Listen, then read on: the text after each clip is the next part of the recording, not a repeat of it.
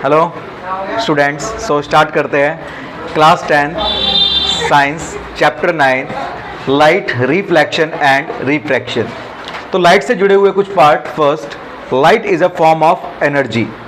दूसरा, लाइट हमें देखने में मदद करता है। तीसरी बात, लाइट हमेशा ट्रैवल करती है स्ट्रेट लाइन में। Light always travel in a straight line, जिस बात से हमें पता चलता है कि लाइट इज अ रे। क्यों? क्योंकि लाइट किसी भी ऑब्जेक्ट की बिल्कुल शार्प शैडो कास्ट करती है। नेक्स्ट, लाइट से जुड़े हुए कुछ फिनोमिना, जैसे कि formation of image by mirror. अलग अलग मिरर अलग अलग तरह की इमेज बनाते हैं, तो ये भी लाइट का कंसेप्ट है। ट्विंकलिंग ऑफ स्टार्स, स्टार्स का ट्विंकलिंग करना, टिमटिमाना, रेनबो का बनना और लाइट का बैंड करना। अब एक टॉपिक हमारे पास जो बुक के अंदर दे रखा है छुपे रूप से, हिडन रूप से, जिसका नाम है डिफ्रैक्शन ऑफ लाइट। अब डिफ्रैक्शन ऑफ लाइट का मतलब क्या होता है? जब कोई रे ऑफ लाइट किसी शार्प एज से टकराकर बैंड हो जाए, तो ये तो अलग, लाइट की प्रॉपर्टी तो कैंसिल हो गई। लाइट क्या कह रहे थे हम? Light travels in a straight line, लेकिन सेम मीडियम के अंदर रहते हुए किसी एज से टकराकर वो बैंड कर गई। तो दिस बेंडिंग ऑफ लाइट, ये टेंडेंसी है लाइट की बैंड करने की। जब वो एक स्मॉल शार्प एज से पास करती है तो बैंड हो जाती है, और जिससे हमें पता चला कि लाइट तो वेव की तरह बिहेव कर रही है, और वेव की तरह बिहेव कर रही है, और हमें पता चला कि लाइट एक स्ट्रीम ऑफ पार्टिकल्स है, मतलब छोटे छोटे पार्टिकल्स की एक स्ट्रीम, एक धारा है लाइट। अब जिसकी वजह से यहां पे कंफ्यूजन आया कि लाइट वेव है या पार्टिकल है।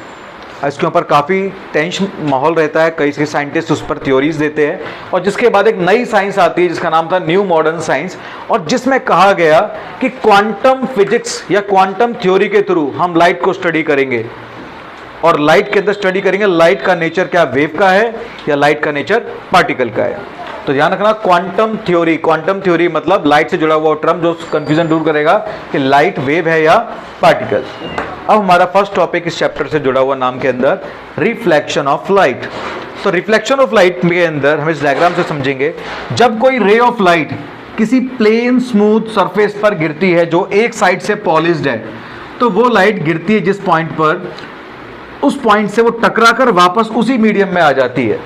इसको बोलते हैं हम रिफ्लेक्शन ऑफ लाइट। दोबारा से देखो, जब कोई रे ऑफ लाइट किसी स्मूथ सरफेस पर गिरे और टकराकर वापस उसी मीडियम में आ जाए तो उसको बोलते हैं रिफ्लेक्शन ऑफ लाइट। गिरने वाली रे को बोलते हैं इंसिडेंट रे, टकराकर वापस जाने वाली रे को बोलते हैं रिफ्लेक्टेड रे। और जिस पॉइंट पर ये गिरते हैं उस पॉइंट से हम परपेंडिकुलर ड्रॉ करते हैं, वो है नॉर्मल। और नॉर्मल और इंसिडेंट रे के बीच का जो एंगल है वो एंगल ऑफ इंसिडेंस, और नॉर्मल और रिफ्लेक्टेड रे के बीच का एंगल है angle of reflection. Incident ray, normal और रिफ्लेक्टेड रे जिस पॉइंट पर मीट करते हैं उस कॉमन पॉइंट को बोलते हैं हम पॉइंट ऑफ इंसिडेंस। तो ये तीन पॉइंट्स हमने देखे। अब इसके बाद हम देखेंगे रिफ्लेक्शन की definition. When a ray of light reflect back, जब कोई रे ऑफ लाइट किसी सरफेस से टकराकर वापस उसी मीडियम में चली जाए तो उसको बोलते हैं रिफ्लेक्शन। आई होप समझ में आया होगा। Thank you.